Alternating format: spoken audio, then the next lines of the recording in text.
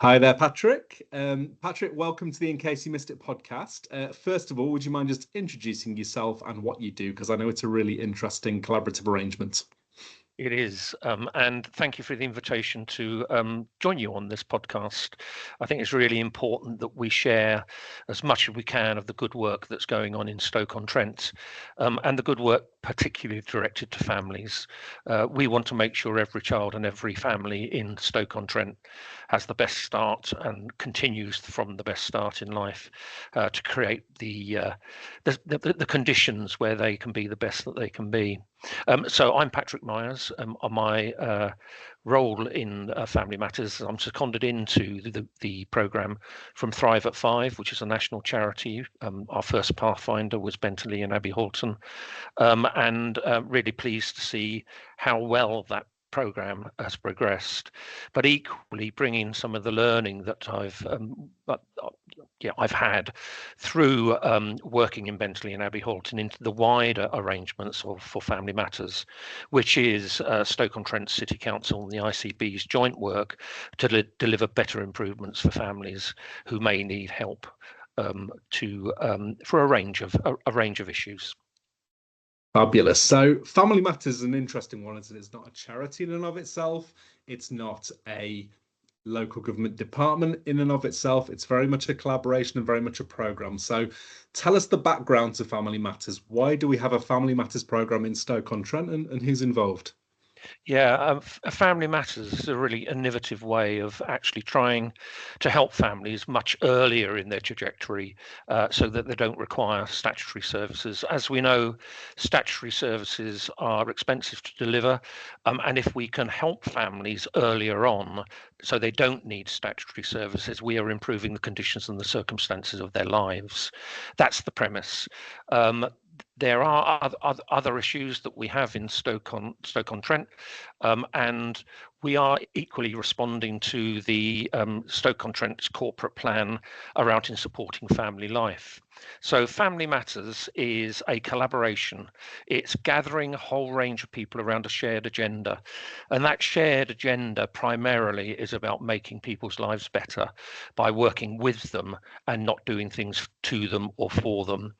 And we have organised a partnership that spreads across the voluntary and community sector, faith groups, a whole range of partners, including schools and academies, to deliver a unique set of work streams that I think are very exciting. They, of course, link into some of the work that's already been undertaken by Stoke-on-Trent City Council around family hubs. But one of the great innovations is actually ensuring that parents and families have access to very local services delivered by voluntary sector organisations. And to that end, the programme funds a service called Family Coordinators that are there to act as guides and navigators for families, but equally having a conversation with families about what it is that they would wish to see supporting them. So again, moving away from doing to, but working with. And it's a very important part of the principles under which Family Matters operates. We're also operating in collaboration with schools and academies, introducing programs such as an enhanced mental health in schools for early adolescence. And that's been going extremely well, again, involving a voluntary and community sector organisation. What the programme does is recognise the value that voluntary and community sectors can do to deliver better outcomes for families. Families can rely on a different sort of approach for what I call community-based early help, rather than necessarily thinking we have to wait until it's targeted and at a higher level. Some families are able to respond with support to the issues that they have, and that's the premise under which Family Matters operates. Fantastic. So it sounds like there's been increasing collaboration between local government, the voluntary sector, and other partners in recent times. Where do you see this collaboration going in the future? What does the most exciting future for Family Matters look like looking ahead for you? The most exciting features of the programme is the hope that it will last longer than where we are now. The funding's been agreed for 2 years, and we're beginning to see some of the impacts that the programme's having, both in terms of feedback from families and the number of children in care reducing.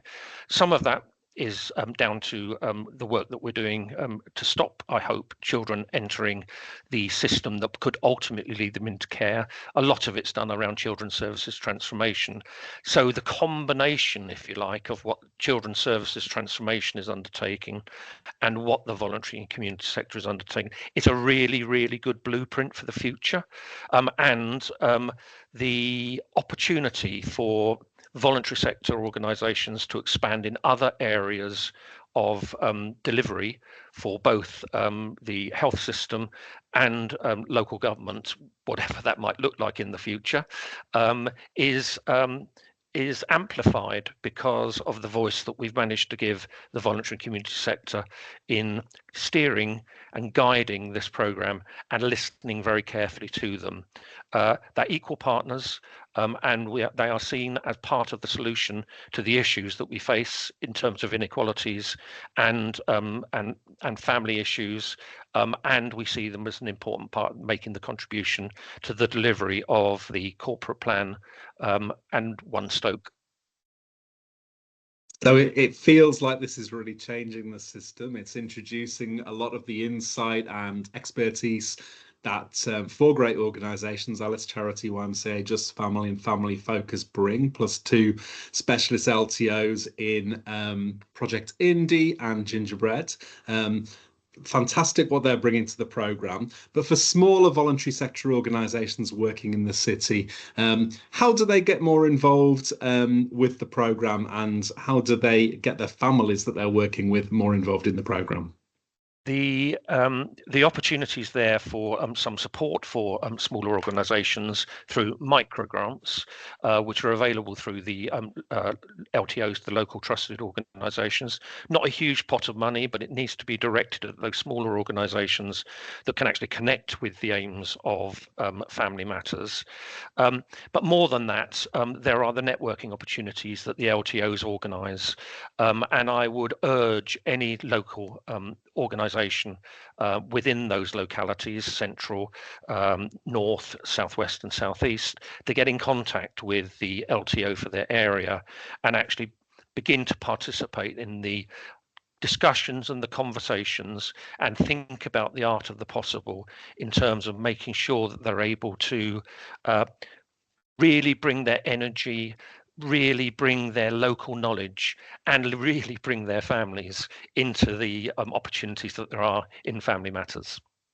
So whatever your organisation's size, whatever the core work of your organisation, if you're working with families, connect with the locally trusted organisations and the forums that they're organising around the city. Take advantage of the micro grants as they continue through the programme, and please be part of this brighter future for families in Stoke-on-Trent. Does that sound about right? That sounds about right. And we are developing a workforce training offer, a much wider offer that will be available to anybody who's connecting with families and feel that they would like some additional continued professional development. And those opportunities will be made available soon through the transformation that we're undertaking around our workforce development.